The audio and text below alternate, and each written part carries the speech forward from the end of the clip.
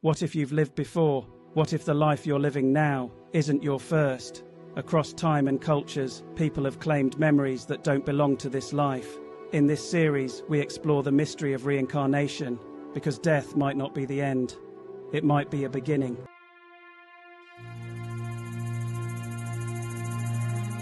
Episode 3: Ancient Stories of Past Lives.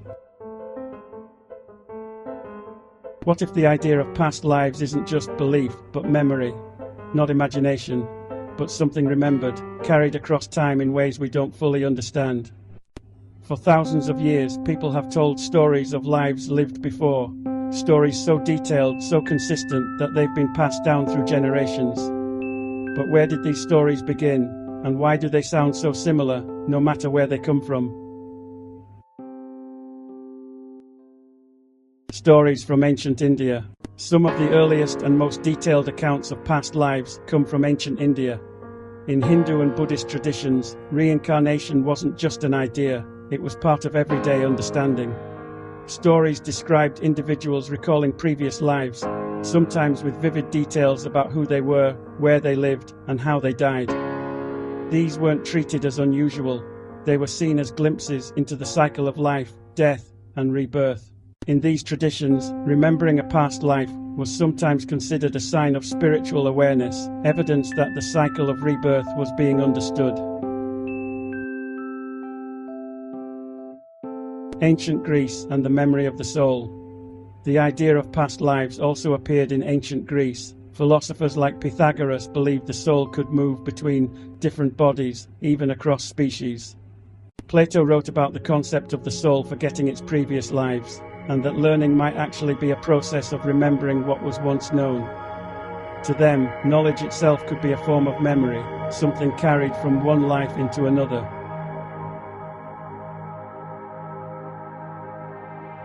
Recurring patterns across cultures. What's striking is not just that these stories exist, but how similar they are. Across different cultures, people describe the same themes: a sense of having lived before, memories that don't belong to the present life, connections to places never visited, yet somehow familiar. These patterns appear again and again, separated by time, geography, and belief systems, which raises an important question: are these just stories shaped by culture, or something deeper that humans have been trying to describe in different ways?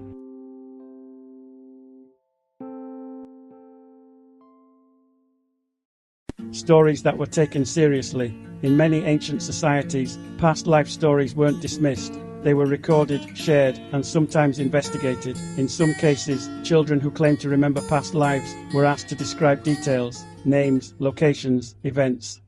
And occasionally, those details seemed to match real people who had lived before. Even in ancient times, people were already questioning what these stories meant. Why these stories endure. If past life stories were only myths, we might expect them to change completely over time, but they haven't. The core ideas remain the same types of memories, the same sense of familiarity, the same suggestion that identity might continue beyond a single lifetime. These stories have survived, not just because they're interesting, but because they speak to something deeper, a question that refuses to go away.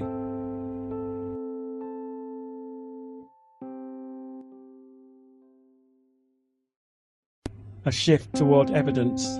But while ancient stories are powerful, they leave us with a problem. Stories can be shaped by belief, culture, and imagination. So how do we tell the difference between tradition and something real? In the modern world, this question has taken a new direction. Because some cases don't come from ancient texts or philosophy, they come from ordinary people, especially children, who claim to remember lives they were never told about. And some of these cases are difficult to explain.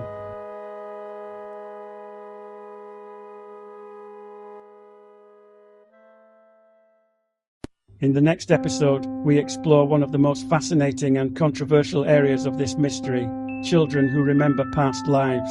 Young children describing names, places, and events from another life, sometimes with details that can be verified. Because if even a few of these cases are real, then reincarnation may not just be an ancient belief.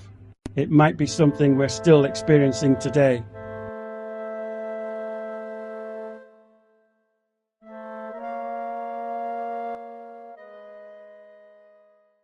And maybe the real answer isn't as simple as we think, because every time we get closer to the truth, something doesn't quite fit.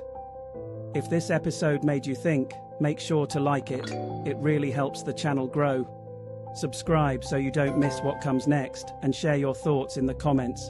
What do you believe is really happening?